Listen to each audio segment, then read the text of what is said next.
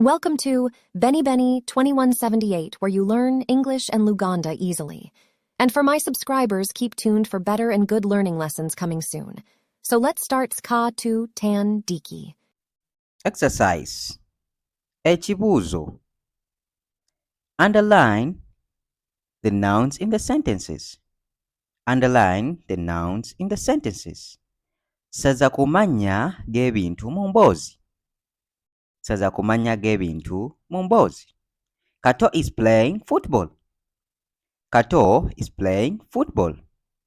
Kato azanya mupiira.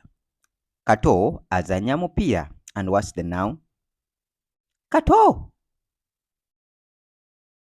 The cup is on the ground.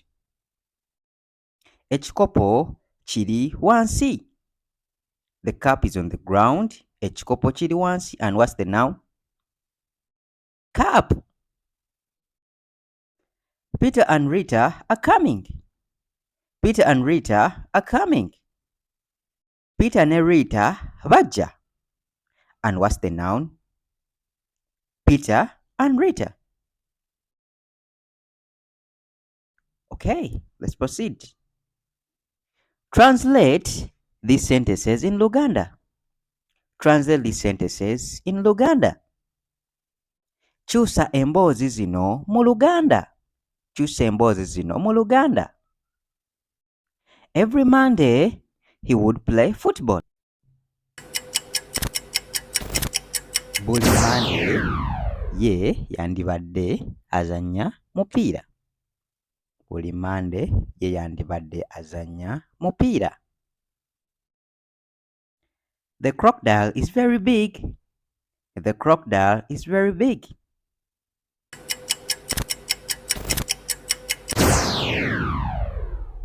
Okay. Gonya nene nnyo. Gonya nene nnyo. Martin is coming here. Martin is coming here.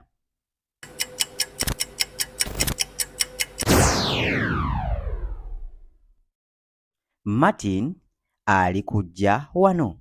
Martin ali kujja wano. Okay. Use there is or there is no. Use there is or there is no. Kozesa wali waliwo oba wali tewali. Oba muno temuli. There is a car. There is a car. Okay. Wali waliwo emmotoka. Wali waliwo emmotoka. There is no salt. There is no salt. Muno temuli munnyo. Muno temuli munnyo. There is no cup. There is no cup.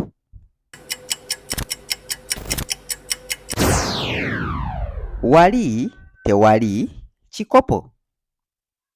Wali tewali kikopo.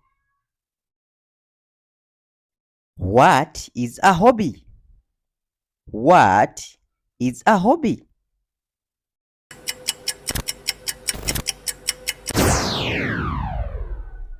And the answer is kye kintu ky'osinga okunyumirwa mu kaseera ko ak'eddembe. Kye kintu ky'osinga okunyumirwa mu kaseera ko ak'eddembe. Okay. Translate these verbs in Luganda. Translate these verbs in Luganda. Kyusa ebigambo by'ebikolwa mu Luganda. Kyusa ebigambo by'ebikolwa mu Luganda. Number 1. Dress up. Dress up. And what's the answer? Okwambala. Okwambala. Walk. Walk. Okutambula. Okutambula. Eat. Eat.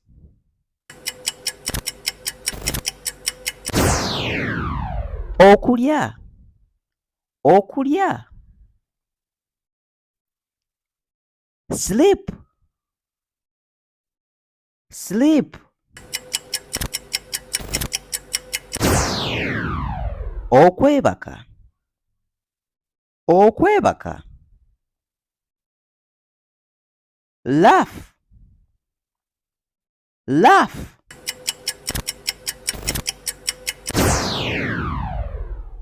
Okuseka.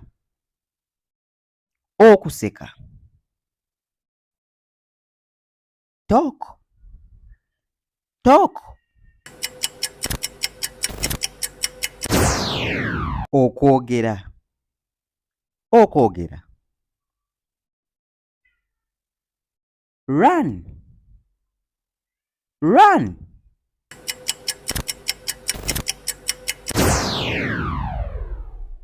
Okudduka. Okudduka. Sit. Sit.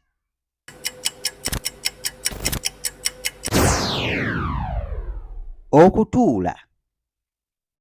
Okutuula. Okay. Hope you've passed the exercise. And for review or corrections, inbox. Bye bye. Weraba.